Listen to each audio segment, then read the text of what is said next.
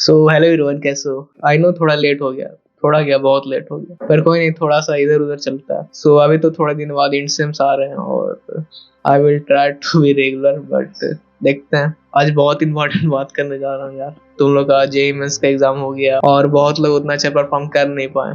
I know वो लोग sad हो गए, बट अभी उन्हें गिव अप नहीं करना चाहिए क्योंकि एडवांस का एग्जाम बहुत अलग होता है। सो एडवांस के एग्जाम पे ही बात करने वाले हैं आज हम लोग। सो ध्यान से सुनना। पता है मैं फेल एग्जाम डे नहीं हुआ था, बट उससे पहले ही हो गया था। लेट मी एक्सप्लेन कैसे। पता है मैं जब ड्रॉप ले रहा था तो मेरे दिमाग में बस एक ही चीज था, I will prepare only for advance. Mains ये सब तो हो ही जाएगा जब एडवांस का प्रिपेयर कर लूंगा तो। मतलब मैं फुल्ली कॉन्फिडेंट था कि एडवांस तो हो ही जाएगा। Because of this I started my preparation with full advance courses, जिसमें सवाल का लेवल एडवांस है उससे ऊपर ही होता था।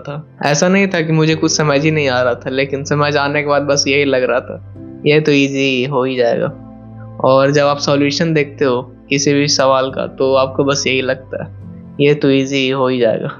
सेम चीज मुझे लग रहा था।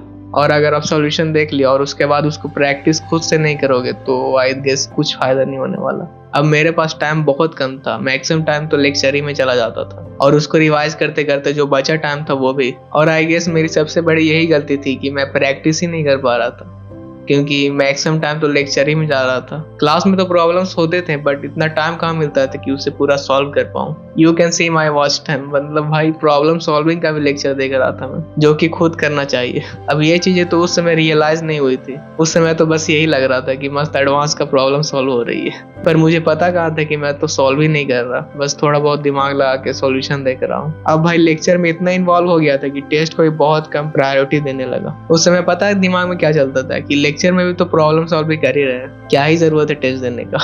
पता है मुझे क्या लगता था कि जब सारे चैप्टर्स का अच्छे अच्छे प्रॉब्लम्स कर लूंगा फिर मस्त टेस्ट दूंगा, फिर उसके बाद मस्त मार्क्स आएंगे, जो कि बहुत गलत लगता था मुझे। अब ये चीजें शायद एजुकेशनल प्लेटफॉर्म के चलते भी खराब हो गई थी। अब तो मैं अनअकैडमी के बारे में तो पता ही होगा, बस जेईई का सब्सक्रिप्शन लो और जिस बैच में चाहो उस बैच में पढ़ो, मतलब अनलिमिटेड बैच है भाई।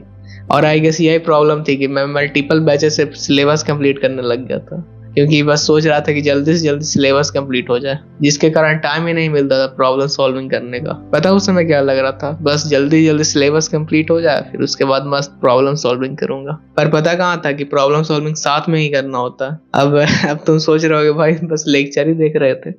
ऐसा नहीं था कि मैं प्रॉब्लम सॉल्विंग नहीं करता था, बट जितना करना चाहिए उतना नहीं करता था बिकॉज ऑफ लेक्चर्स। तो यार अगर तुम्हारा भी जेईई एडवांस आने वाला है या कहो तो आ ही रहा है, लेक्चर पे नहीं प्रॉब्लम सॉल्व में फोकस करो और दवा के टेस्ट दो भाई। और अगर अच्छे प्रॉब्लम्स कर लोगे तो एडवांस ज्यादा टफ नहीं है। हाँ मैंने बहुत अच्छी अच्छी प्रॉब्लम्स करी थी और एडवांस में भी प्रॉब्लम सॉल्व हुई थी, बट केमिस्ट्री में थोड़ा नहीं बहुत गड़बड़ कर दिया था क्योंकि भाई मेरा फिजिकल बहुत वीक था। इसलिए प्रॉब्लम्स पर फोकस करो, लेक्चर पे नहीं। अब काफी लोग का यह भी सवाल होगा कि प्रॉब्लम्स करो कहाँ से, तो बहुत सारे चैनल्स का वीडियो ऑलरेडी डाल दिया हूँ, तो do check it out. And पहले तुम्हें चैनल्स वाले प्रॉब्लम्स नहीं करने, पहले तुम्हें एडवांस का पीवाईक्यूज करना, उसके बाद ही चैनल्स का प्रॉब्लम करना क्योंकि लेवल थोड़ा अप रहता है उसका, समझे। और अगर बहुत लोग मेंस का रिजल्ट का टेंशन ले रहे तो उसका टेंशन छोड़ दो अभी, क्योंकि मेंस से बहुत अलग होता है एडवांस का एग्जाम।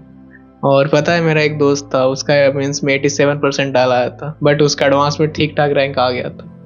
सो मेंस का रिजल्ट से ज़्यादा टेंशन नहीं लो, अच्छे प्रॉब्लम्स पे फोकस करो और टेस्ट दो दवा के। बाकी मिलते हैं अगली वीडियो में, बाय एंड सब्सक्राइब कर लेना।